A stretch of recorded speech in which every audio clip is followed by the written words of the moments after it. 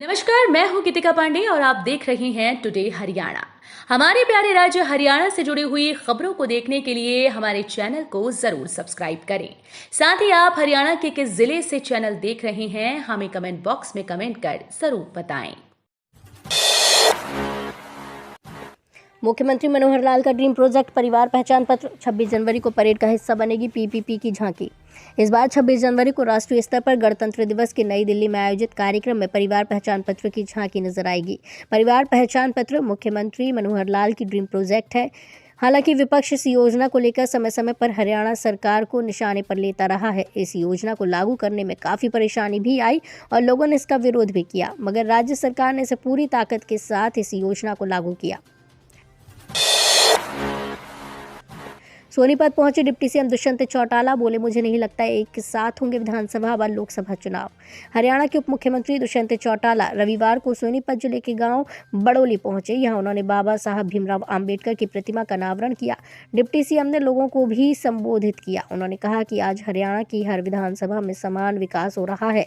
पूरे प्रदेश में सड़कों का जाल बिछाया जा रहा है। कांग्रेस सरकार में सिर्फ रोहतक का विकास हुआ। कांग्रेस पोर्टल बंद करने की बात कर रही है, लेकिन आज पोर्टल से हर काम आसान हो रहा है। कांग्रेस बस गरीब और कमेरे को तोड़ने का काम करती है।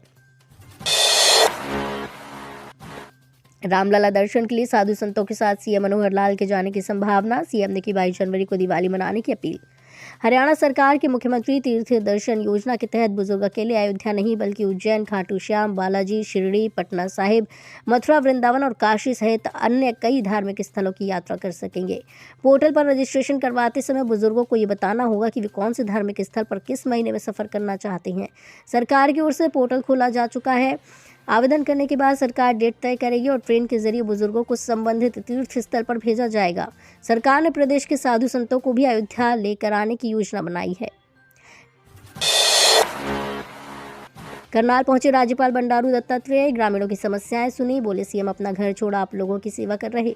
हरियाणा में करनाल के लालूपुरा गांव में विकसित भारत संकल्प यात्रा पहुंची, जिसमें प्रदेश के राज्यपाल बंडारू दत्तात्रेय बतौर मुख्य अतिथि पहुंचे। इस दौरान घरोंडा विधायक हरविंदर कल्याण व प्रशासनिक अधिकारियों ने गर्मजोशी से उनका स्वागत किया। साथ ही पुलिस विभाग द्वारा उन्हें गार्ड ऑफ ऑनर दिया गया। इस दौरान राज्यपाल ने कहा कि विकसित भारत संकल्प यात्रा भारत सरकार का एक महत्वपूर्ण कार्यक्रम है, जिसके तहत प्रधानमंत्री नरेंद्र मोदी की गारंटी वैन गांव-गांव पहुंचकर जहां लोगों को केंद्र व राज्य सरकार की योजना के बारे में जानकारी दे रही है। बीजेपी के गढ़ में जेजेपी की रैली। सीएम मनोहर के जिले में दुष्यंत को मुख्यमंत्री बनाने के नारे लगे। अजय चौटाला बोले हमारा मिशन शुरू। हरियाणा में 4.25 साल से बीजेपी के साथ सरकार में शामिल जननायक जनता पार्टी ने नए साल के पहले ही हफ्ते में अपना चुनावी अभियान शुरू कर दिया है। इस साल होने वाले लोकसभा और हरियाणा विधानसभा चुनाव में जीत दर्ज करने के मकसद ने पार्टी ने इसे मिशन 2024 का नाम दिया। इसके तहत जेजेपी ने रविवार को पहली रैली हरियाणा में बीजेपी का गढ़ कही जाने वाली जीटी रोड बेल्ट में की। मुख्यमंत्री मनोहर लाल के गृह जिले करनाल में की गई इस रैली में जेजेपी के कार्यकर्ताओं ने डिप्टी सीएम दुष्यंत चौटाला को सीएम बनाने के नारे लगाए।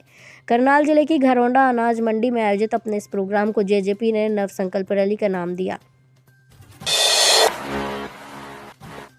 4.5 करोड़ से बनाई जाएगी जिंद रोड रेलवे पुल से चुंगी तक की सड़क। इस दिन होगा उद्घाटन। जिंद रोड रेलवे पुल से लेकर प्योदा रोड चुंगी तक की सड़क का निर्माण किया जाएगा। इस सड़क पर डिवाइडर बनाया जाएगा। दोनों तरफ से रोड को चौड़ा करते हुए फैंसी लाइट लगाई जाएंगी और साइकिल ट्रैक भी बनाया जाएगा। फुटपाथ पर ब्लॉक लगाए जाएंगे। साइकिल ट्रैक बनने के बाद यहां से आने जाने में लोगों को कोई परेशानी नहीं आएगी।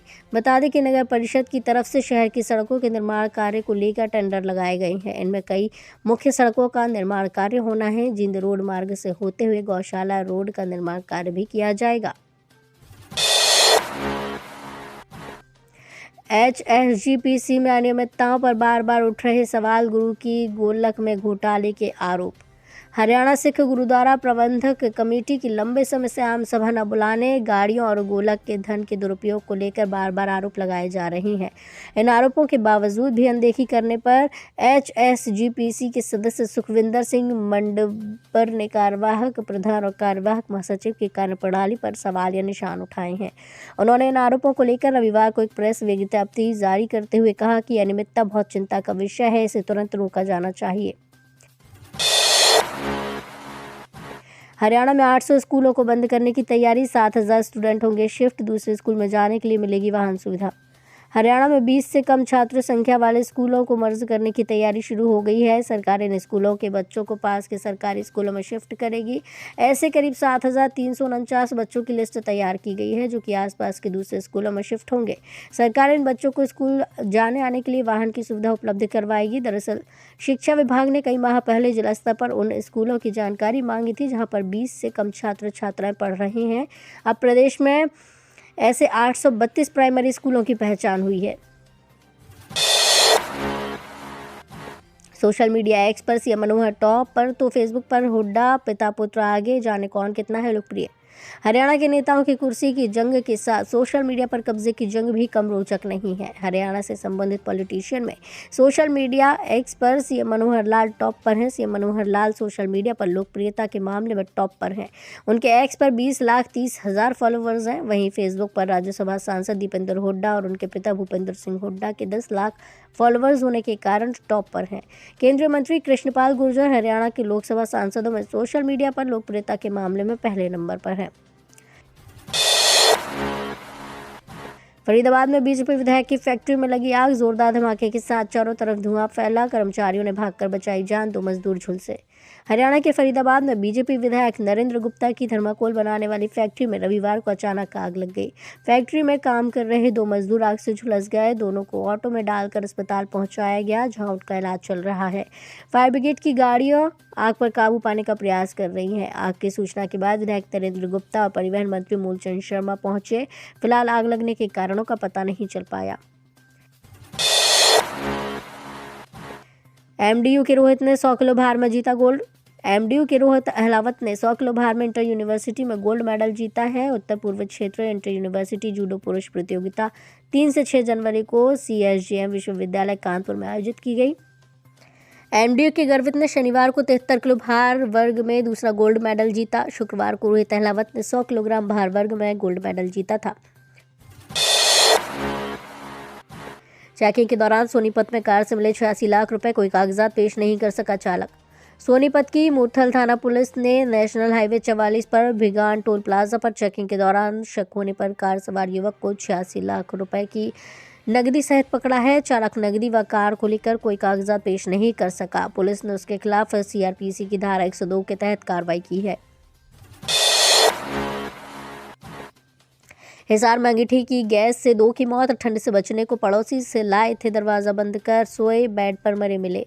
हरियाणा के हिसार में अंगीठी जलाकर सोए 2 लोगों की दम घुटने से मौत हो गई। दोनों ने ठंड से बचने के लिए रात को पड़ोसी से अंगीठी ली थी जिसे कमरे में जलाकर वे सो गए। सुबह कमरा न खुलने पर पड़ोसियों ने देखने पहुंचे लेकिन कमरा अंदर से बंद था। इसके बाद उन्होंने दरवाज़ा तोड़ा और उन्हें बाहर निकाला लेकिन तब तक उनकी मौत हो चुकी थी। इसके बाद उन्होंने डायल 112 की सूचना दी और 112 की टीम मौके पर पहुंची और दोनों के शवों को कब्जे में लिया। मृतकों की पहचान तबरेज़ मोहम्मद 27 वर्ष और शिव धनी 40 वर्ष निवासी उत्तर प्रदेश के रूप में हुई है।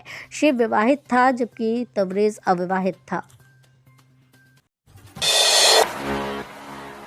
तो ये थी हरियाणा राज्य से जुड़ी हुई आज की कुछ खास और अहम खबरें। इसी तरह की लेटेस्ट अपडेट देखने के लिए टुडे हरियाणा को जरूर सब्सक्राइब करें।